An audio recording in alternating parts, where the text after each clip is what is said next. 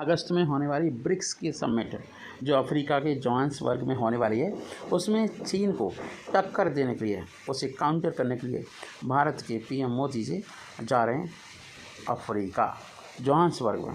क्या जिनपिंग के कारण जोहान्सबर्ग जा रहे हैं PM Modi? Yes, of course. 3 मोर्चे पर ड्रैगन को पछाड़ने की तैयारी है। ये कौन कौन से मोर्चे हो सकते हैं, इससे संबंधित डिस्कस करेंगे। 5 साल बाद एक बार फिर नरेंद्र मोदी जी 5 साल बाद एक बार फिर नरेंद्र मोदी जी दक्षिण अफ्रीका के दौरे पर जा रहे हैं। मकसद एक ही है, सिर्फ और सिर्फ ब्रिक्स सम्मेलन में हिस्सा लेना। और इसके साथ साथ एक और बात है कि अफ्रीका में भारत की पकड़ को मजबूत करना भी है। भारत अफ्रीका पर अपनी मजबूत पकड़ करना चाहता है। दरअसल दक्षिण अफ्रीका 5वां ऐसा देश है जिस पर चीन का सबसे ज़्यादा प्रभाव है। चीन की चलती है। ये खुलासा ताइवान की एक एजेंसी डबल थिंक्स लैब्स ने किया है। यही वजह है कि भारत ने अब अफ्रीका में चीन को मात देने की तैयारी कर ली है। 2 अगस्त 2023 को न्यूज़ एजेंसी राइटर्स ने ये खबर दी थी। इसमें बताया गया था कि पीएम मोदी ब्रिक्स की मीटिंग के लिए साउथ अफ्रीका नहीं जाएंगे। वो संगठन की इस बैठक में वीडियो कॉन्फ्रेंसिंग के जरिए शामिल होंगे। एजेंसी ने पीएम मोदी के इस बैठक में न जाने की बजाय ब्रिक्स संगठन में चीन का होना और भारत की अमेरिका से बढ़ती नज़दीकियों को बताया था। लेकिन ठीक 2 दिन बाद यानी 4 अगस्त को विदेश मंत्रालय के प्रवक्ता अरिंदम बागची ने बताया कि साउथ अफ्रीका के राष्ट्रपति ने पीएम मोदी से फ़ोन पर बातचीत की, कुशल क्षेम पूछा कि कैसे हाल चाल है। वो समिट की बैठक में हिस्सा लेने के लिए साउथ अफ्रीका जाएंगे।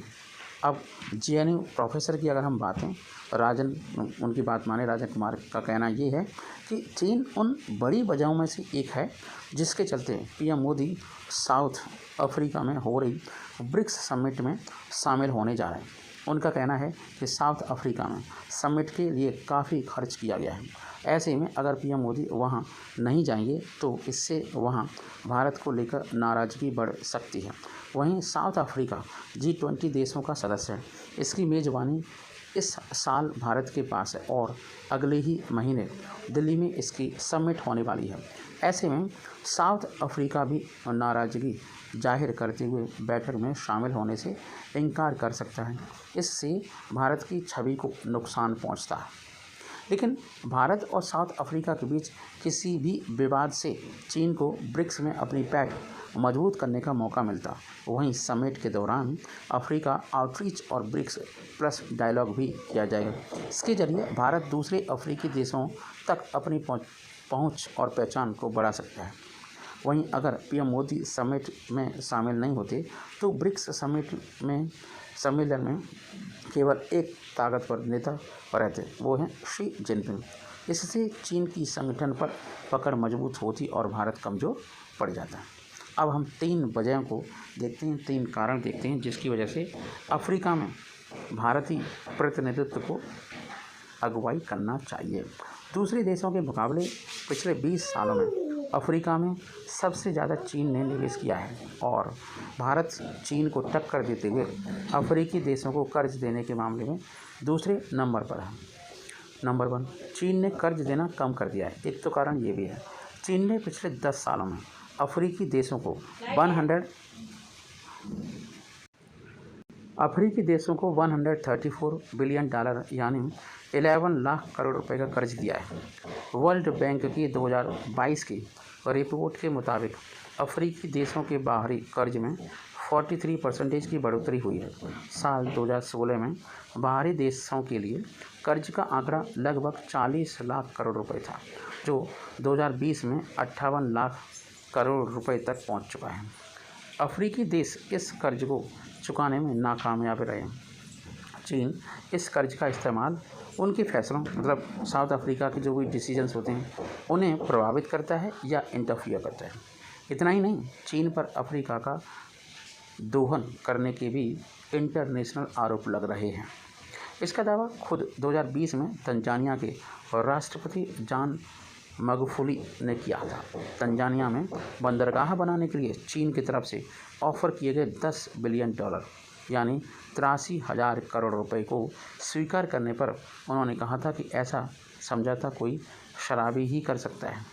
भारत अब चीन की इस निगेटिव छवि का इस्तेमाल कर अफ्रीकी देशों को अपने समर्थन में ला सकता है। भारत हर संभव और हर मंच से खुद को अफ्रीका का सबसे ज़्यादा भरोसेमंद पार्टनर बताता है। वहीं चीन की अर्थव्यवस्था अब उतनी तेज़ी से तो विकास कर नहीं रही है, वो तो नीचे जा रही है, रिसेशन कर रही है, मंदी आ गई है।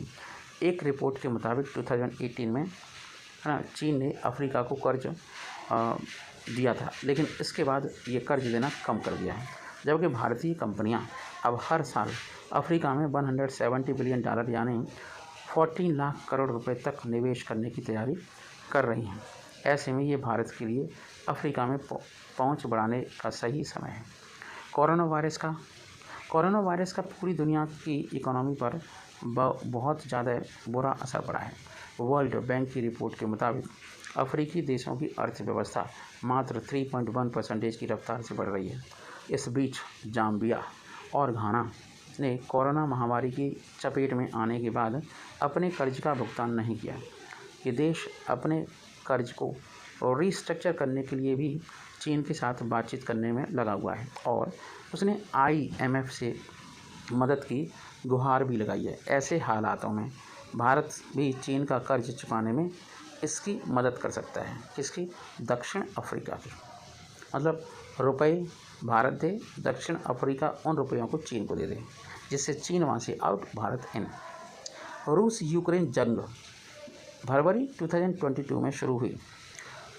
रूस यूक्रेन जंग की वजह से पूरी दुनिया में सप्लाई लाइन चरमरा गई है।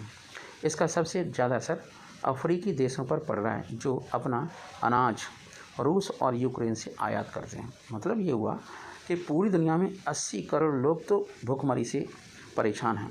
इनमें से सबसे ज़्यादा अफ्रीका में हैं। भारत जंग की वजह से अफ्रीका में ज़रूरी सामानों की हुई कमी को पूरा कर अफ्रीकी महाद्वीप में अपनी एक मजबूत पकड़ बना सकता है। अब अफ्रीका में चीन के अलावा भारत को क्या क्या काम करने होंगे? नंबर 1 है इन्वेस्टमेंट। अफ्रीका में इन्वेस्टमेंट करने के मामले की बात करें तो भारत चीन के बाद दूसरे नंबर पर है। भारत ने पिछले 10 साल में 2.65 लाख करोड़ रुपए से ज़्यादा अफ्रीका के 42 देशों में कर्ज दिया है। ये पैसा अफ्रीका के लोगों को बिजली, सड़क, पानी, शिक्षा और ज़रूरी सुविधाएं मुहैया कराने के लिए दिया गया है। भारत और अफ्रीकी देशों के बीच सोना, कोयला, फूड ऑयल और दूसरे खनिज का व्यापार होता है। पिछले साल दोनों ओर से बिजनेस 8.30 लाख करोड़ रुपए से ज़्यादा का हो चुका है। अगले 7 साल में भारत सरकार से दोगुना करना चाहती है, लेकिन ये सब कैसे होगा? इसका जवाब है डिप्लोमेसी। डिप्लोमेसी है क्या? जैसा कि आप जानते हो, तो भारत ने बीते 9 साल में 25 नए दूतावास पूरी दुनिया में शुरू किए हैं। इनमें से 18 दूतावास तो सिर्फ अफ्रीकी देशों में ही खोले गए। भारत G20 में भी अफ्रीकी देशों को शामिल किए जाने का हमेशा से समर्थन करता आया है। इन सभी बातों को देखते हुए डिप्लोमेसी के हिसाब से भारत के लिए अफ्रीका बहुत ही इम्पोर्टेंट है।